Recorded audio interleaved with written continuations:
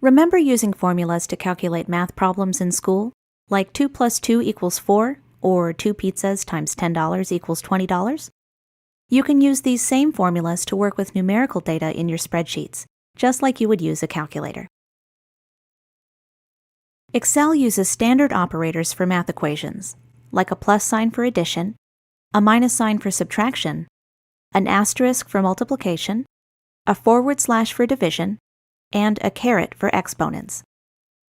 You're probably used to seeing equations like 5 plus 5 equals, but in Excel, the equal sign comes first. That's because the cell itself contains, or is equal to, the formula and its value. Let's start off with a simple addition formula. We're going to calculate the total budget for June and July. However, instead of entering these numbers, in other words, 1,200 plus 1,500, we're going to use cell references. Here's how it works. First, select the cell where you want the total to appear. Then type an equal sign, which is how you always start a formula. Next, type the addresses of the cells you want to add. In this example, D10 plus D11. Notice how the cells you've entered are actually highlighted in your worksheet, so you can easily confirm the contents of your formula. When you're ready, press Enter on your keyboard, and Excel will display the answer. Now, you may be wondering why we used cell references instead of numbers. It's because they give you the ability to change your original values without having to retype your formula. Excel automatically recalculates the answer, so it's always up to date.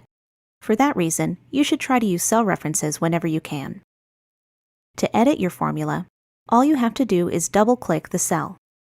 If you make a mistake or change your mind, you can press Escape on your keyboard, and it'll go back to the way it was. Let's try another example, this time with multiplication. I want to calculate the total price for plastic silverware, so I'll need to multiply B4 by C4. Once again, start by typing an equal sign. But instead of entering the addresses manually, we're going to use something called the point and click method. Just click the cell you want, and the address instantly appears in your formula.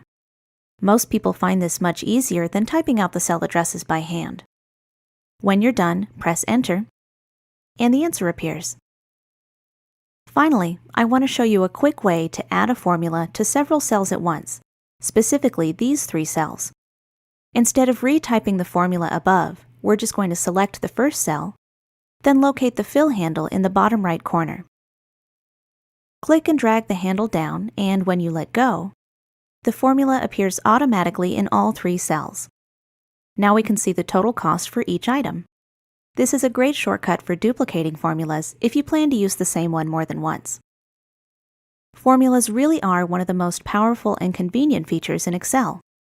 Now that you know how to use them, they can help you calculate all kinds of useful data.